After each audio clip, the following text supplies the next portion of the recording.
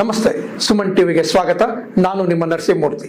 ಇಂದು ನಾವು ಅಂತಾರಾಷ್ಟ್ರೀಯ ಮಹಿಳಾ ದಿನಾಚರಣೆಯ ಪ್ರಯುಕ್ತ ಸಾಧಕರ ಮಹಿಳೆಯರನ್ನ ಪರಿಚಯಿಸುವಂತ ಕಾರ್ಯವನ್ನ ಇಂದು ನಾವು ಮಾಡುತ್ತಿದ್ದೇವೆ. ನಮ್ಮ ಸ್ಟುಡಿಯೋದಲ್ಲಿ ಇಂದು ನಮ್ಮ ಜೊತೆ ಶ್ರೀಮತಿ ಸುಷ್ಮಾ ಶ್ರೀನಿವಾಸ್ ಅವರು ನಮ್ಮ ಜೊತೆ ಇದ್ದಾರೆ. ನಮ್ಮ ಸುಮನ್ ಟಿವಿ ಪರವಾಗಿ ಸ್ವಾಗತವನ್ನು ಬಯಸ್ತಾ ಇದ್ದೇನೆ. ಅಮ್ಮ ನಮಸ್ತೆ. ಅಮ್ಮ ನಮಸ್ಕಾರ. ನಮಸ್ತೆ. ನಿಮ್ಮ ಸಾಧನೆಯ ಹೆಜ್ಜೆಗಳ ಬಗ್ಗೆ ನಮ್ಗೇನಾದ್ರು ತಿಳಿಸ್ಕೊಡಕ್ಕಾಗುತ್ತಮ್ಮ? ಮೊಟ್ಟ ಮೊದಲಿಗೆ ಸುಮನ್ ಟಿವಿ ಅವರಿಗೆ ಬಹಳ ಆಭಾರಿಯಾಗಿರ್ತೀನಿ ನಾನು. ಯಾಕಂದ್ರೆ ನಮ್ಮನ್ನ ಗುರುತಿಸಿ ಇಲ್ಲಿವರೆಗೂ ಕರೆದಿದ್ದೀರಾ, ಅದಕ್ಕೆ ನಿಮಗೆ ಹಾಗೂ ನಿಮ್ಮ ತಂಡದವರಿಗೆ ಧನ್ಯವಾದಗಳು. ಹೋರಾಟ ಅಂತ ಹೇಳಿದ್ರೆ ಏನು ಹೇಳಬೇಕು ಅಂತ ಗೊತ್ತಾಗ್ತಾ ಇಲ್ಲ. ಸುಮಾರು 20 ವರ್ಷಗಳ ಹಿಂದೆ ನಾವು ವ್ಯವಸಾಯ ಮಾಡೋವ್ರೆ, ರೈತರೇ ನಾವು.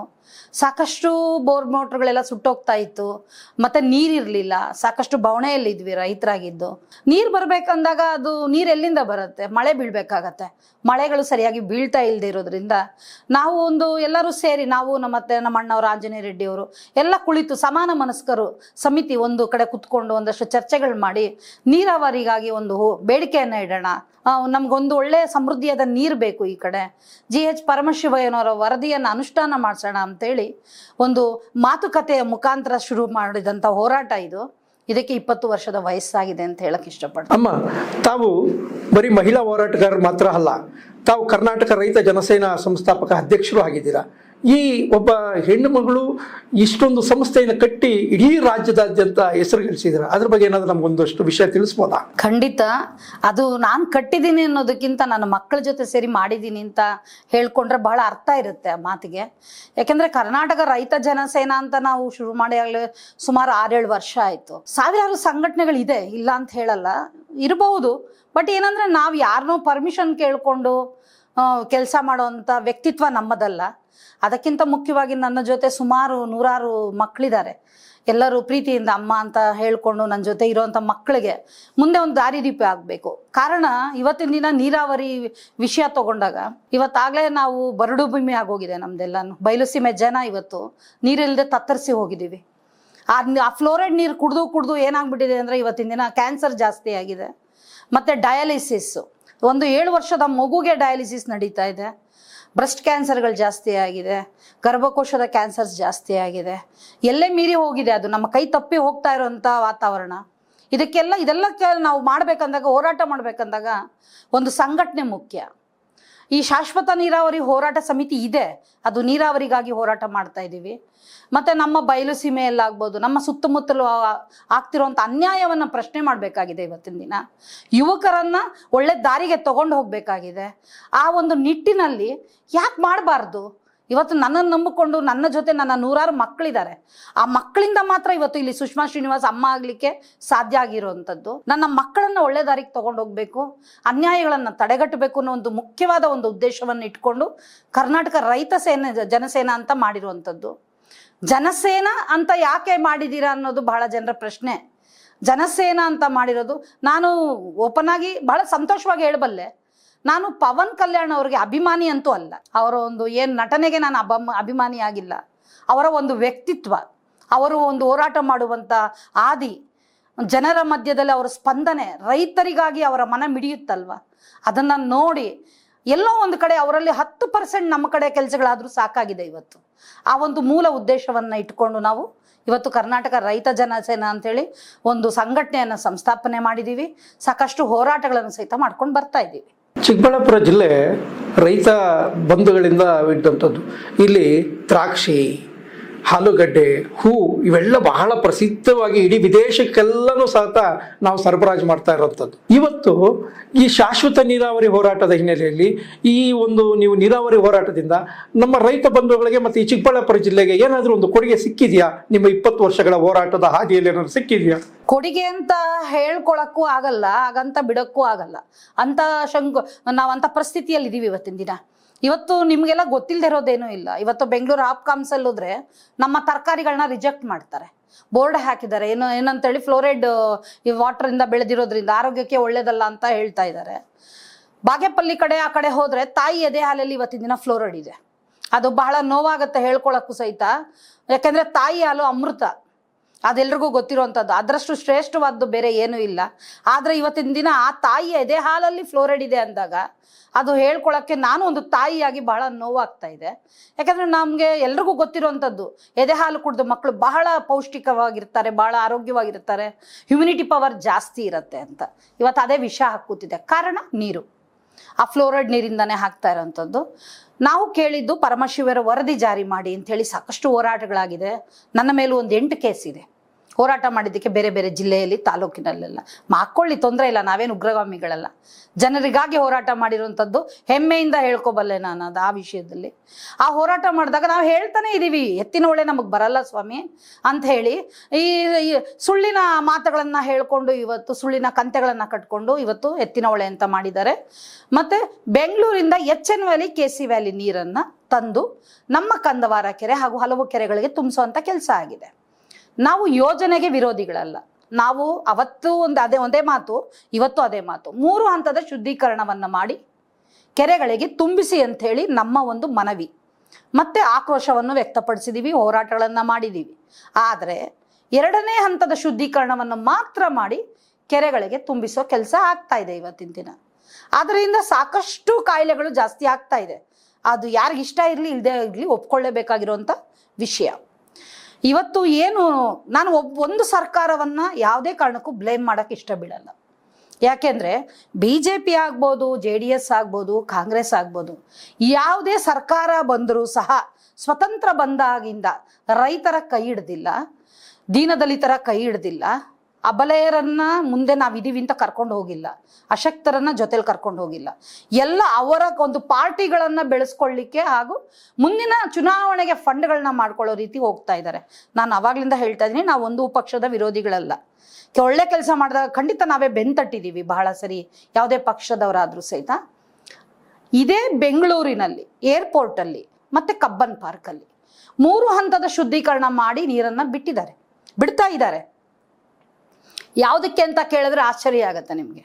ಕಬ್ಬನ್ ಪಾರ್ಕಲ್ಲಿ ಗಿಡಗಳಿಗೆ ಬಿಡ್ತಾರೆ 3ನೇ ಹಂತದ ಶುದ್ಧೀಕರಣ, ಏರ್ಪೋರ್ಟಲ್ಲಿ ತೊಳ್ಕೊಳ್ಳಿಕ್ಕೆ ಬಿಡ್ತಾರೆ ಫ್ಲಶ್ಗಳಿಗೆ ನೀರು ಅಂತ 3 ಹಂತದ ಶುದ್ಧೀಕರಣ. ಅವಶ್ಯಕತೆ ಇದೆಯಾ ಅಂತ ನಾನು ಕೇಳ್ತಾ ಇರೋವಂಥದ್ದು. ನೀವು ನಮ್ಮ ಬಯಲು ಸೀಮೆ ಜನಗಳನ್ನ ಕಾಪಾಡ್ಕೊಳ್ಳಿಕ್ಕೆ ಶಕ್ತರಲ್ಲ, ಇವತ್ತಿನ ದಿನ ಅಶಕ್ತರ ರೀತಿ ವರ್ತನೆ ಮಾಡ್ತಾ ಇದ್ದೀರಾ. ತೊಳ್ಕೊಳ್ಳಿಕ್ಕೆ ಗಿಡಗಳಿಗೆ ನೀವು 3 ಹಂತದ ಶುದ್ಧೀಕರಣವನ್ನು ನೀರು ಕೊಡ್ತಾ ಇದ್ದೀರಾ. ಈ ಕ್ಷಣಕ್ಕೂ ಇವತ್ತಿಗೂ ಸಹಿತ ನಾವು ಹೋರಾಟವನ್ನು ಮಾಡ್ಕೊಂಡೇ ಬರ್ತಾ ಇದ್ದೀವಿ. ನಮ್ಮ ಕೊನೆ ಉಸಿರಿರೋವರೆಗೂ ನಾವು ಹೋರಾಟ ಮಾಡೇ ಮಡಿತೀವಿ. ನೀರು ಬರೋವರೆಗೂ ನಾವು ಬಿಡಲ್ಲ ಯಾವುದೇ ಕಾರಣಕ್ಕೂ ಅಂತ ಹೇಳಬಲ್ಲೆ ನಾನು. ಇವತ್ತಿನ ದಿನ ನಾನು ಇನ್ನೊಂದು ಜನಪ್ರತಿನಿಧಿಗಳೇ ಆಗ್ಬೋದು, ಸಾಮಾನ್ಯ ಮಾನವರೇ ಆಗ್ಬೋದು, ಪ್ರತಿಯೊಬ್ಬರು ಅವರವರ ಮನಸ್ಸಿಗೆ ಅವರು ಒಂದನ್ನು ಕೇಳ್ಕೋಬೇಕಾಗತ್ತೆ. ಇವತ್ತು ನನ್ನ ಆರೋಗ್ಯ ಕೆಟ್ಟಾಗ ನನ್ನ ಮನೆಯ ಪರಿಸ್ಥಿತಿ ಏನು, ಫೈನಾನ್ಷಿಯಲ್ ಹೇಗೆ?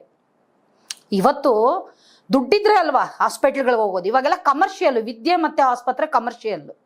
ಇವತ್ತು ನನಗೆ ಆರೋಗ್ಯ ಕೆಟ್ಟಾಗ ನನ್ನ ಹತ್ರ ದುಡ್ಡಿದ್ರೆ ಒಳ್ಳೆ ಟ್ರೀಟ್ಮೆಂಟ್ ನಾನು ತಗೊಳ್ಬಲ್ಲೆ. ನನ್ನ ಹತ್ರ ದುಡ್ಡಿಲ್ದಿದ್ದಾಗ ನನ್ನ ಮನೆಯವರು ಸಾಲ ಮಾಡಿ ನನಗೆ ತೋರಿಸ್ತಾರೆ. ಇಲ್ಲಿ ನನ್ನ ಕುಟುಂಬವೂ ಹಾಳಾಯಿತು, ನನ್ನ ಮಕ್ಕಳ ಜೀವನ ಹಾಳಾಯಿತು. ಒಂದಕ್ಕೊಂದಕ್ಕೆ ಮಾನವ ಸರಪಳಿ ಇದ್ದ ಹಾಗೆ ಇದು ಒಂದಕ್ಕೆ ಲಿಂಕ್.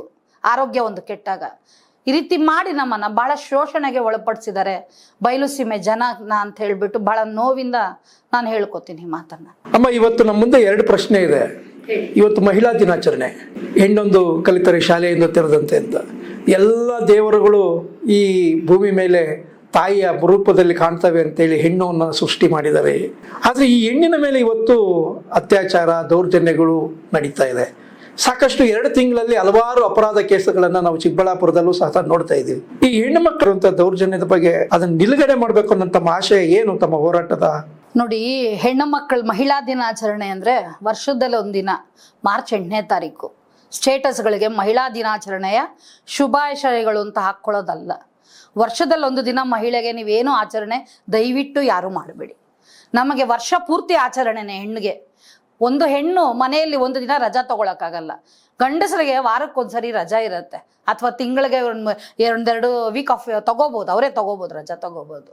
ಆದರೆ ನಾವು ಹೆಣ್ಣುಮಕ್ಕಳು ರಜೆ ಅನ್ನೋದೇ ನಮ್ಮ ಲೈಫಲ್ಲಿ ಇಲ್ಲ. ನಮಗೆ ವರ್ಷ ಪೂರ್ತಿ ದುಡಿತೀವಿ, ಕೆಲಸ ಮಾಡ್ತೀವಿ. ಕನಿಷ್ಠ ಗೌರವ ಕೊಡಿ. ಹೆಣ್ಣು ಥರ ನೋಡಿ, ಒಂದು ಗೌರವ ಕೊಟ್ಟು ಮಾತಾಡುವಂಥದ್ದು ಸಂಸ್ಕಾರ ಬರಬೇಕು ನಮ್ಮಲ್ಲಿ ಜನಗಳಿಗೆ. ಇವತ್ತು ಒಂದು 5 ವರ್ಷದ ಮಗುವನ್ನು ಅತ್ಯಾಚಾರ ಮಾಡ್ತಾರೆ. 80 ವರ್ಷದ ಮುದುಕಿಯನ್ನ ಅತ್ಯಾಚಾರ ಮಾಡ್ತಾರೆ. ಅವಳು ಹೆಣ್ಣು ಅಂತ ಗೊತ್ತಾದ್ರೆ ಸಾಕು, ನೋಡೋ ದೃಷ್ಟಿನೇ ಬೇರೆ ಇದೆ. ದಯವಿಟ್ಟು ಇದೆಲ್ಲ ಬದಲಿಸ್ಕೋಬೇಕಾಗತ್ತೆ. ತಾಯಿಯೂ ಹೆಣ್ಣೆ, ಹೆಂಡತಿಯೂ ಹೆಣ್ಣೆ, ಅಕ್ಕ ತಂಗಿಯರು ಹೆಣ್ಣು ಮಕ್ಕಳೇ. ನಮ್ಮ ಕುಟುಂಬದಲ್ಲಿರೋರನ್ನೆಲ್ಲ ಹೆಣ್ಣು ಅಂತ ನೋಡೋ ನಾವು ಯಾವುದೋ ಬೇರೆ ಮನೆ ಹೆಣ್ಣು ಮಗುನ ಯಾಕೆ ಕಾಮಾಂಧ ದೃಷ್ಟಿಯಿಂದ ನೋಡಬೇಕು ಅಂತ ನಾನು ಕೇಳೋ ಅಂಥದ್ದು, ಪ್ರತಿಯೊಬ್ಬರಿಗೂ ನಾನು ಕೇಳೋ ಅಂಥದ್ದು. ಮೊದಲನೇ ಶಿಕ್ಷಣ ಮನೆಯಿಂದ ಶುರುವಾಗಬೇಕಾಗತ್ತೆ.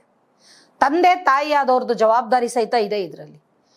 ಮಗ ಮಗಳನ್ನ ಇಬ್ಬರನ್ನು ಸಮಾನತೆಯಿಂದ ಇವಾಗ ನೋಡ್ತಾ ಇದ್ದಾರೆ. ಆ ಕಾಲ ಹೋಗಿದೆ. ಗಂಡೊಂದು ಜಾಸ್ತಿ ಹೆಣ್ಣು ಕಡಿಮೆ ಅಂತ ಹೇಳೋವಂಥ ಕಾಲ ಅಂತೂ ಅಲ್ಲ.